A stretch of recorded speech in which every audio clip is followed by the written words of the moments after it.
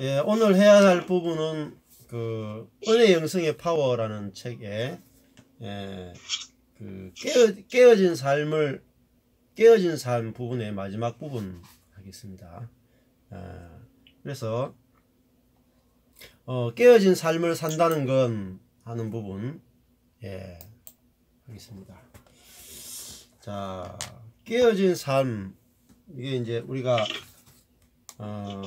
저번에 은혜의 비밀에도 했고요. 은혜의 비밀 하면서도 깨어진 삶에 대해서 했고, 오늘 또 은혜의 영성의 파워에도 깨어진 삶이 같은 주제로 이렇게 나오는 걸 볼 수 있습니다. 자, 이 깨어진 삶을 이제 하나님이 우리를 왜 깨뜨리는가, 이제 이유를 아는 것이 굉장히 중요합니다. 자, 우리는 예수님을 믿으면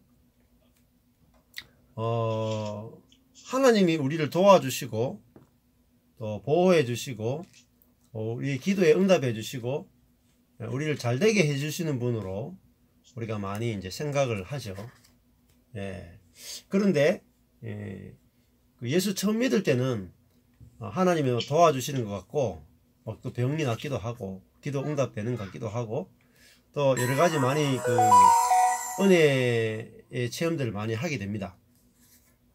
그런데 예수 믿고 이제 한 5년 10년 지나면 뭐 기도 응답도 별로 없고 또 어떤 어려움에 봉착하게 되고 또 고난이 오게 되고 내가 할 수 없는 어떤 상황 속에 들어가게 되는 것을 볼 수 있습니다.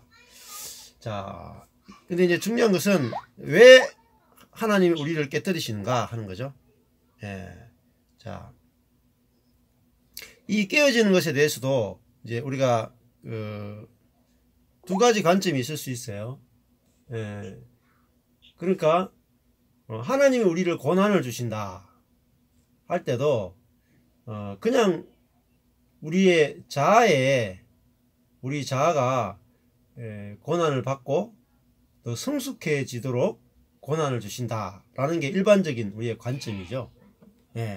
고난 받는 만큼 뭐 성숙해진다. 이런 식으로 우리는 많이 생각을 하고 또 고난 가운데서 우리가 신앙이 자라도록 우리에게 고난을 허락하신다. 뭐 이렇게 이제 우리는 많이 생각을 했습니다. 근데 이제 그런 고난은 사실은 구약적 고난이라고도 볼 수 있습니다. 구약적 고난.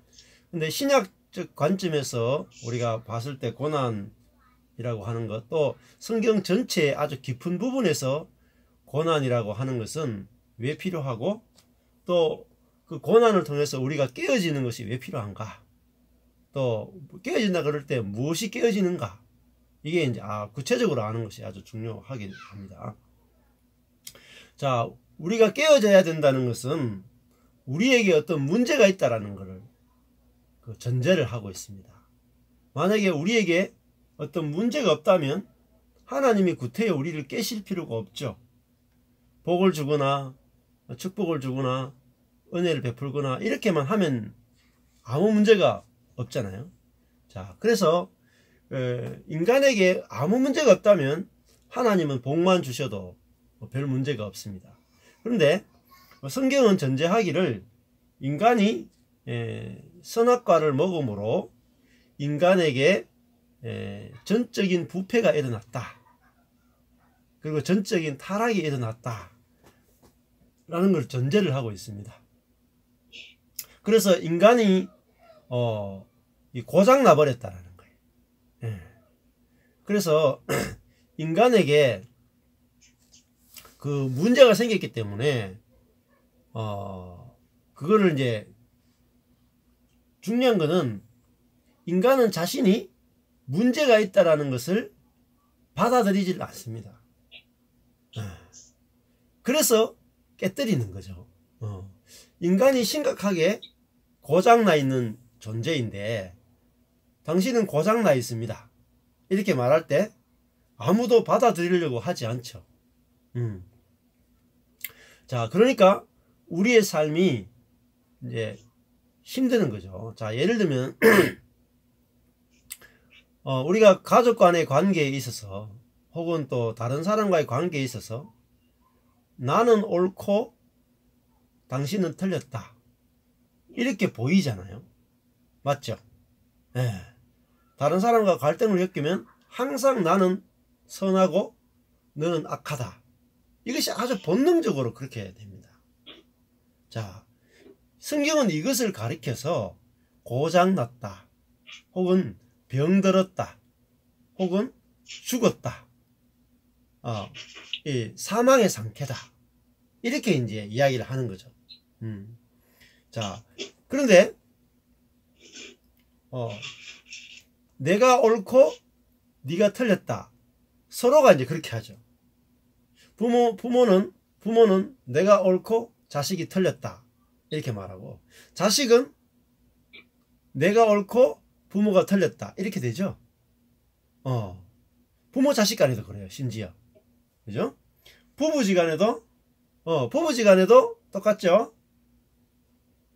예, 한소영 사모님, 내가 옳고 남편이 틀렸죠. 이게 본능입니다. 아내들은 다 내가 옳고 남편이 틀렸다. 남편들은 다 남편이 옳고 아내가 틀렸다. 자, 근데 이것이 병이라고 생각이 안 들어요. 문제는 뭐라고 생각되냐면, 내가 옳지 너는 틀렸어.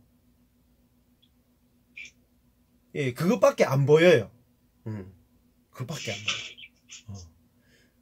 내가 틀렸다라는 것은 죽어도 생각이 안 들어요. 아무리 내가 머리를 쥐어짜도 내가 틀렸다는 게 생각이 안 돼. 예, 자동적으로 내 마음에서 나는 옳고 너는 틀렸다가 나와요. 그래서 인간은 죄인이라고 하는 것입니다. 죄인. 그 선악과를 먹었다는 것은 나는 옳고 너는 틀렸다를 먹었다는 거예요. 그러니까 부부지간 생각해도 때로 힘들 때가, 그렇죠.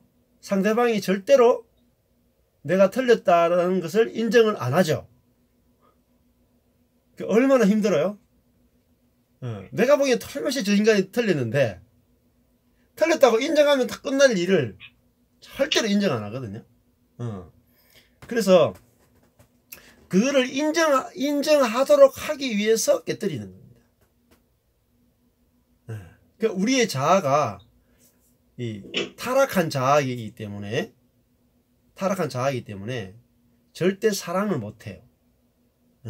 내가 옳고 네가 틀렸다가 뭐예요? 사랑이 없는 거죠. 사랑이 없는 거잖아요. 그래서 우리가 사랑할 수 없는 상태, 매일 나는 옳고 너는 틀렸고, 나는 높고 너는 낮고, 거기에서 한 발자국도 움직이지 않습니다. 딱딱하게 굳어 있어요. 완악하고 교만하고 이래요. 그래서 하나님이 관계의 어려움이나 환경의 어려움을 통해서 우리 자신을 깨뜨리신단 말이에요. 그래서 너무너무 괴로운 상태에 가야지, 너무너무 힘들고 괴로운 상태에 가야지, 그때서야 항복을 하는 거예요. 항복. 그 자리에 가기 전까지는 절대로 우리는 내가 틀렸습니다가 안 돼요. 내가 옳습니다가 끊임없이 올라온단 말이에요. 오른쪽으로 봐도 내가 옳고, 왼쪽으로 봐도 내가 옳고, 앞에서 봐도 옳고, 뒤에서 봐도 옳고, 위에서 봐도 내가 옳고, 밑에서 봐도 내가 옳아. 근데 여기서 못 벗어나는 거예요. 지옥이에요, 지옥. 그래, 이번에도 저 우포에 갔다 왔는데, 그 목사님하고 같이 교제하면서, 그 목사님도 내가 옳다라는 것이 굉장히 강한 분이었거든요. 너무너무 내가 옳다는 게 강한 분이에요. 그러니까 목회와 인생 가운데 너무너무 힘드는 과정을 많이 겪으셨어요. 근데 내가 옳다라는 것이 강하니까 다른 사람보다 훨씬 더 어려운 일을 많이 당하게 돼요. 왜? 부딪히잖아요, 사람들하고. 그죠? 그런 일을 통해서 목사님이 뭐 심지어 위암까지 왔고, 부부 관계 깨지고 자녀 관계 깨지고 교회 막 사람들 계속 떠나가고 재정적으로 힘들어지고 막 사역 안 되고 모든 것이 다 막혔어요. 그 상태에서 지난 주일에도 저번에 이번 주에 지난주에 이야기했는데 부부 동반 크루즈 여행을 갔거든요. 목사님들 같이. 예. 그래서 몇 년 전에 크루즈 여행 갔는데 크루즈 여행 그 좋은 장소에서 사모님이 나는 당신하고 도저히 못 살겠다. 이혼하고 싶다. 하필이면 크루즈 여행 가가지고 그런 이야기를 폭탄을 탁 터뜨린 거예요. 그러니까 목사님이 하늘이 노랗더래요. 다 실패했는데 나는 이제 아내한테 이혼까지 당하고. 그럼 목사가 이혼당하면 어떻게 돼요? 지금까지 실패에다가 이혼까지 당하면 이제 교회도 못하는 거죠. 그리고 주변에 있는 많은 친구 목사님들한테 어떻게 되겠어요? 아이고 참 못나가지고 이혼까지 당하고 저 인간 완전히 그냥 수치를 당하는 거잖아요. 그죠? 자존심이 완전히 끝나는 거죠. 자존심이. 예. 하나님처럼 높아진 우리의 자존심이 그 아내가 이혼하겠다는 말 때문에 완전히 박살이 나버리는 거예요. 그래서 그때 목사님이 이거 내가 옳다는 것을 주장해 가지고는 도저히 이제 길이 없는 거예요. 길이. 예. 내가 옳다는 걸 주장해 가지고 그래도 뭔가 좀 살 수가 있어야 되는데 그거 이야기 했다가는 죽을 것 같아. 그러니까 막 그 크루즈에서 뛰내리고 싶더래요. 정말로. 그 상태 되니까 내가 옳습니다 보다는 이거 내가 살려면은 내가 틀렸습니다 하지 않고는 길이 없더래요. 그러니까 사모님께 무릎을 탁 꿇고 내가 잘못했다. 도저히 길이 없으니까 내가 잘못했다 하고 내가 앞으로 사역이고 뭐고 다 올스톱하고 나는 당신만을 위해 살겠다. 당신만을 위해 살겠다. 그렇게 당신이 나만 바라본 것처럼 나도 당신만 바라보고 살겠다 하고 이제 무릎을 탁 꿇고 내가 이제 내 옳다라는 것들이 그때 이제 팍 부서진 거죠. 내가 옳다라는 것이. 그래서 이제 부서지면서 이제 어떻게 됐느냐. 이제 아내와 남편과의 관계 속에서 옳고 그름이 전혀 중요하지 않은 관계로 들어가 버렸다는 거예요. 예. 그러니까 목사님도 아내와 이제 대화하거나 무슨 일을 할 때도 전에는 누가 옳으냐를 가지고 팽팽하게 줄다리기를 했거든요. 팽팽하게 줄다리기를. 내가 옳으면 절대 양보가 안 돼. 근데 지금은 자, 옳고 그런 게 중요한 게 아니고 뭐예요? 나는 당신이 중요해. 예. 내가 틀려도 괜찮아. 나는 당신이 소중해. 예. 그러니까 상대방의 존재가 보이니까 내가 틀려도 괜찮은 거야. 자존심이 안 상하는 거야. 그래서 부부관계가 극적으로 전환이 됐어요. 예. 그래서 이제는 어떤 상태냐, 서로 이제 목사님 서로 옳고 그름이 없이 그냥 존재로 만나는 거. 예. 너무 좋대요. 너무. 예. 신혼을 그 이후에 이제 신혼을 살고 있단 말이에요. 한 5년 정도 되셨거든요. 예.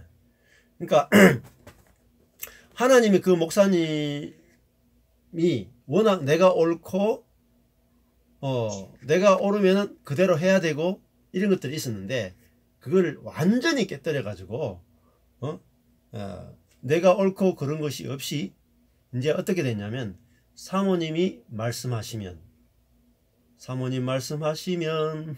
내가 나아가리다 이렇게 된 거예요.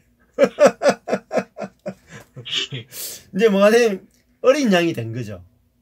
어린 양이.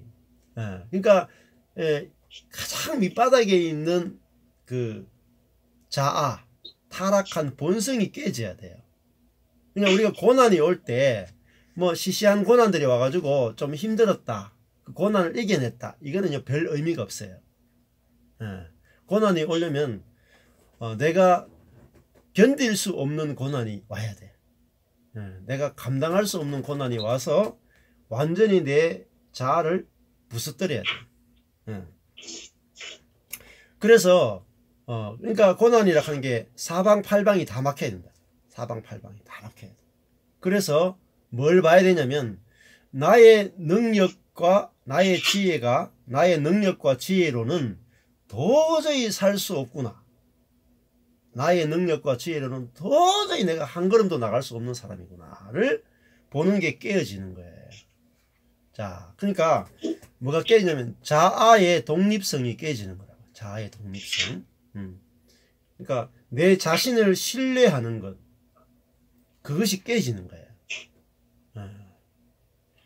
자, 근데 우리는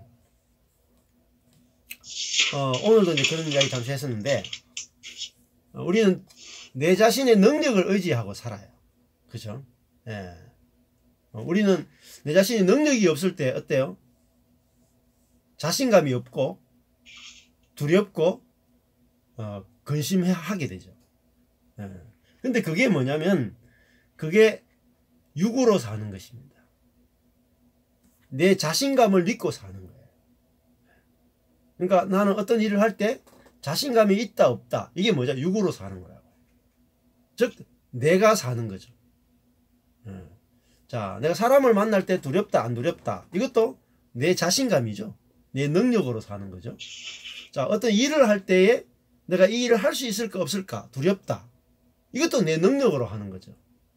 내가 전도를 하거나 사역을 하거나 설교를 하거나 어떤 일을 할 때 이건 내가 할 수 있을까 없을까를 생각하는 것은 이건 내가 하는 거라고 생각한단 말이죠. 그러면은 딱 스탑이 돼요. 더 이상 전전이 안 돼. 근데 근데 사람은 거기에 딱 갇혀 있거든요. 자신의 능력에 딱 갇혀 있고 자신의 지혜에 딱 갇혀 있거든요. 그러니까 내 능력을 초월하는 것이라든지 내 지혜를 초월하는 것은 할 수가 없어요. 이게 딱 갇혀 있는 거예요. 하나님께서 그 상태에서 내가 내 능력을 신뢰하고 내 지혜를 신뢰하는 상태에서 그게 자아거든요. 자아. 나의 능력과 지혜로 사는 그 자아. 그 자아를 가지고 매일 살아요. 우리는 살면서 하나님 도와주세요 하는 게 도와주세요. 근데 하나님이 도와줘도 이 자아는 하나님을 의지하지 않습니다. 잠시 한번 도움받고 끝내요. 다음에 문제가 오면 또 두려움이 또 빠져요. 왜? 근원적으로 자아는 하나님을 신뢰하지 않습니다. 우리의 자아는. 그래서 믿음이 안 자라요.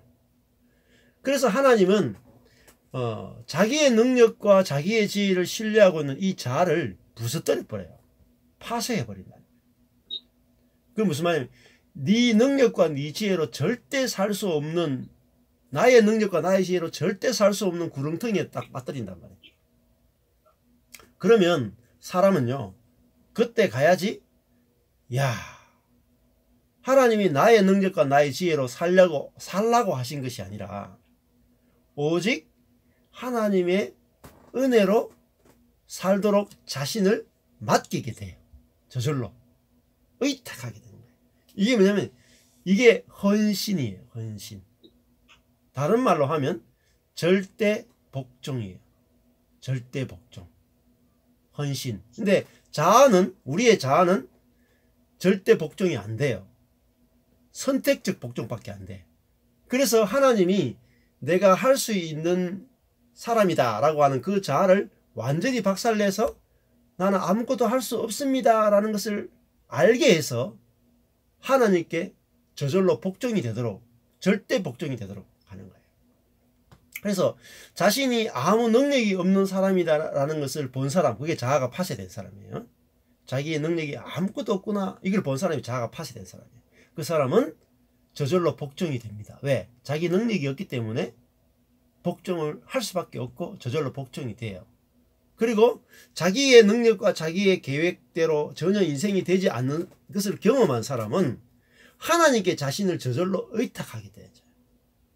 의탁하게 돼. 근데 나의 지혜가 남아있고 나의 능력이 남아있고 나의 자신감이 남아있는 사람은 하나님께 못 맡깁니다. 불안해서 못 맡깁니다. 근데 자기 능력과 자기 지혜와 자기 계획이 끝난 사람은, 완전히 폭삭 망한 사람은 하나님께 저절로 맡기게 돼요. 그게 헌신이에요. 헌신이라는 말은 내가 열심히 봉사한다 이런 뜻이 아니라 하나님께 나의 인생을, 내 전부를 맡긴다라는 뜻이에요. 맡긴다. 그래서 하나님이 우리를, 강한 우리를 약하게 만드시고 지혜로운 우리를 어리석게 만드시고, 그래서 그 어리석은 자는 복이 있나니라는 책이 있어요. 아주 재밌는 책인데, 어리석은 자는 복이 있나니. 하나님이 우리를 어리석게 만든다니까요. 그래야만 우리는 하나님과 동행할 수 있고 하나님이 이끄시는 대로 따라갈 수가 있어요. 그래서 이 스티브 맥베이 이 목사님이 이 특별히 이제 깨어진 삶이라는 책에 보면 자기 간증이 굉장히 길게 나와요. 하나, 둘, 셋, 넷, 다섯, 여섯, 일곱, 한 7장에 걸쳐 가지고 한 8장, 9장 걸쳐서 자기 간증이 제일 길게 나와요, 여기에. 근데 이 목사님이 20살, 19살 때부터 목회를 시작해 가지고 40살 때까지 20년을 목회를 했는데, 한 19년 동안 목회가 너무너무 잘 됐어요. 가는 곳마다 부흥했어요. 그러니까 사역마다 다 되고요. 프로그램마다 다 성공하고, 그래서 다른 교회에 옮겼는데 거기서 잘 되고 해가지고 나중에 되면은 이분이 그 시골 쪽에 있다가 교회들이 막 부흥돼 가지고 애틀란타에서 이제 사람들이, 장로님들이 찾아온 거예요. 우리 교회가 큰 교회인데 우리 교회에 와서 침체된 우리 교회를 부흥시켜 달라고. 근데 하나님의 음성으로 알아듣고 감동이 있어 가지고 하나님의 인도를 받아서 애틀란타로 갔거든요. 근데 그 교회에 갔는데, 그 교회는 목사님을 초청할 때 우리 교회를 부흥시켜 주십시오 이렇게 초청했단 말이에요. 19년 동안 자기는 다니는 교회마다 부흥시켰는데, 이 애틀란타 교회에 갔는데 1년 동안 했는데 어떤 프로그램을 쓰고 어떤 노력을 하고 어떤 기도를 하고 모든 걸 다 했는데 교회가 점점 줄어드는 거예요. 자기 능력과 자기 지혜와 자기 계획이 전혀 통하지 않는 거예요. 그 자기는 굉장히 능력 있는 사람이라고 생각하고 자기는 실력 있는 목사라고 생각하고 그렇게 생각했는데, 그 애틀란타시에 있을 때 그 교회에서 자기가 전적으로 무능하고 전적으로 어리석고 전적으로 약한 사람이라는 것을 알게 된 거죠. 그때 이제 이분이 이제 하나님께 막 이제 울부짖으면서 이제 기도를 하게 됐어요. 기도하는 가운데서 이분이 1990년이에요. 1990년에 10월 6일 새벽 2시에 하나님께서 울면서 막 기도했대요. 하나님, 왜 내가 하나님께 이렇게 헌신했는데 왜 저를 이렇게 버리십니까? 도대체 나한테 뭘 더 원하십니까? 내가 이렇게 열심히 했는데 뭘 더 원하십니까? 이렇게 하니까 성령께서 하시는 음성이 뭐냐면, 스티브, 나는 너를 필요로 하는 것이 아니고 나는 너를 원한다. 나는 너의 도움이 필요한 것이 아니라 나는 너를 원한다. 그 음성을 듣고 완전히 충격을 받게 돼요. 그러니까 자기는 자기 자신이 하나님을 열심히 도와드려야 된다고 생각했는데 그것이 아니라 하나님이 오히려 스티브를 통해서 일하기 원한다는 사실을 알게 된 거죠. 이 스티브 맥베이는 자기가 주님을 위해서 일하려고 했는데 주님은 반대로 내가 너를 통해 일하고 싶다라는 거예요. 완전히 반대죠. 스티브는 자기가 주님을 통해서 일하고 싶은데, 우리의 생각을 해, 그리스도인들은 내가 하나님의 능력을 통해 일하고 싶어요. 우리는 이렇게 생각한다. 근데 하나님은 아니야. 내가 너를 통해 일하고 싶어. 내가 너를 통해 일한다면 너의 능력이 중요한 것도 아니고 너의 재능이 중요한 것도 아니고 너의 지혜나 너의 계획이나 너의 어떤 것도 필요하지 않고, 나는 네가 약하고 아무 능력이 없어도 내가 너를 쓰면 아무 문제가 없어. 나는 너를 원해. 이렇게 말씀하셨다는 거예요. 그래서 충격을 받게 돼요. 그러면서 완전히 전환이 돼버렸어요, 이 사람. 야, 나의 능력이나 재능이나 경험이나 이 모든 것들이 하나도 소용없구나 하면서 그때 이분이 기도하면서 자기가 그 목록을 쓰게 돼요. 종이 쪽지에다가. 종이 쪽지에 목록을 쓰는데 뭐냐면 한쪽 면에는 하나님께 맡게 할 일의 목록, 하나님께 맡게 할 일의 목록을 쫙 적어요. 자기가 하는 것이 아니라 하나님께 맡게 될 일의 목록을 쫙 다 적고, 그 다음에 다른 한쪽에는 권리를 포기할 목록을 했어요. 권리. 하나님, 내가 이 일을 하는데 이 일이 성공해야 될 권리를 포기합니다. 내가 이렇게 일을 하는데 이 일이 부응해야 될 권리를 포기합니다. 그러니까 자기가 하나님께 어떤 일의 결과를 요구할 권리가 없다라는 거예요. 예. 그래서 자기가 행복해야 될 권리, 뭔가 얻어야 될 권리, 성취해야 될 권리, 모든 권리를 포기하겠다라고 그때 이제 그 목록을 쭉 쓰면서 과거의 경험, 능력, 배경, 학벌에 대한 미련을 깨끗하게 버리기로 선택을 합니다. 자기의 모든 것을 버리고 이제는 주님, 당신 뜻대로 하세요. 내 인생을 내 뜻대로 쓸 권리를 포기합니다. 내 인생을 내 뜻대로 쓸 권리를 포기하고 당신 뜻대로 쓰십시오 하고 권리를 이양하게 돼. 그게 바로 절대 복종이라고 이야기하더라고요. 그래서 이제는 자기의 능력을 전혀 보지 않게 되고 예수님 외에는 자기는 어떤 것에도 매달리지 않게 됐다는 거예요. 그러니까 자기를 보지 않게 됐다는 거예요. 자기. 자, 하나님 우리를 깨뜨리는 이유는 내 자신을 신뢰하고 살이기 때문에 그걸 깨뜨려야 돼요. 깨뜨려야지 우리가 안식을 얻게 돼요. 하나님은 우리를 통해서 일하고 싶은데 우리는 자꾸 나의 능력과 내 자신을 계속 바라보기 때문에 하나님이 쓰실 수 없다는 말이죠. 그래서 내 자신을 더 이상 바라보지 않도록 하기 위해서 하나님은 나를 깨뜨려 버리십니다.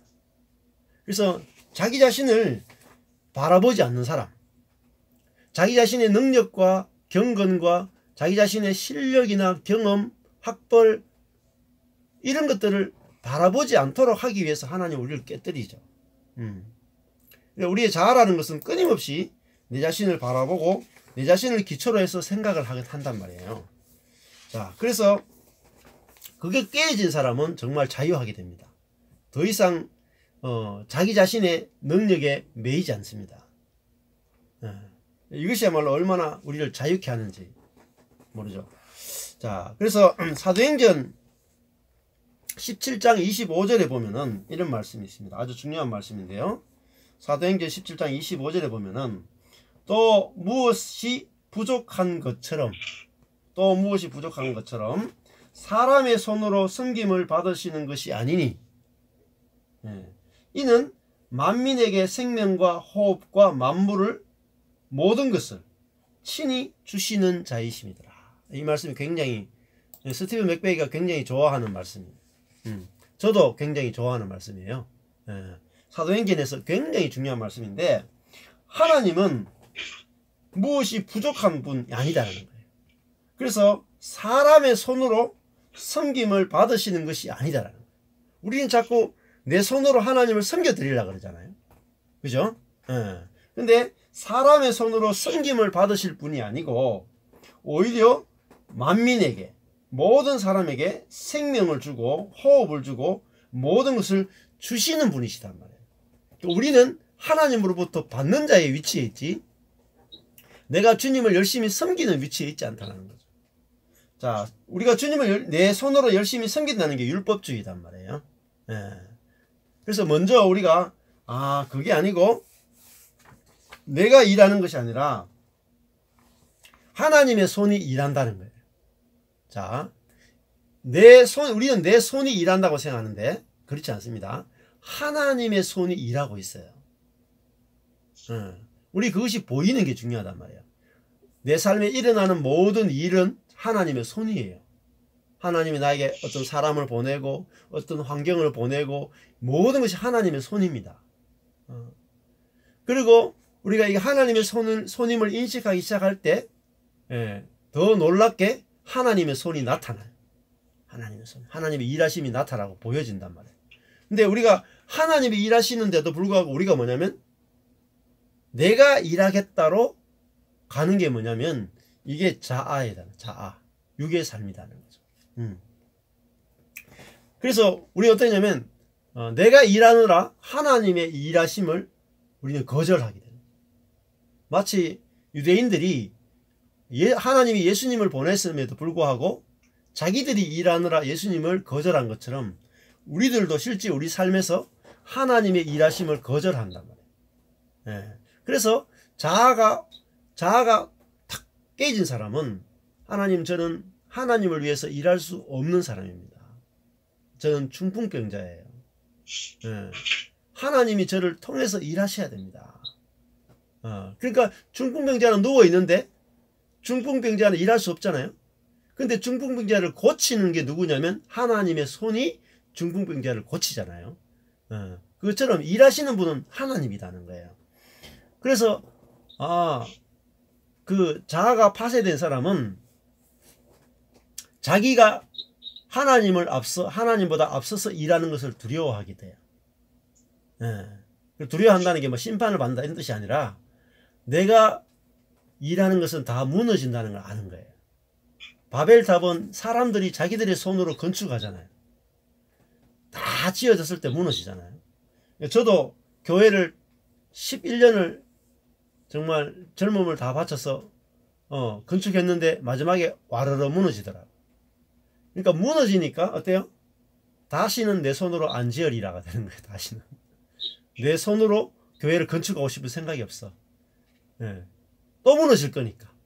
해봤자 무너진다는 걸 알기 때문에 이제는 저의 노력으로, 저의 실력으로, 저의 경건으로 교회를 건축할 생각이 없어요. 어떻게 하냐면 하나님이 어떻게 교회를 건축하시는지 하나님의 손을 보기 원합니다. 하나님의 일하심을 보기 원하고 하나님의 열심을 보기 원하고 하나님의 은혜를 보기 원한다. 그래서 나라가 임하옵시오. 당신의 손이 임하십시오. 당신이 하셔야 됩니다. 당신이 하지 않으면 저는 아무것도 할 수 없는 사람입니다. 이게 뭐죠? 겸손이죠. 이게 온유죠. 좋습니다.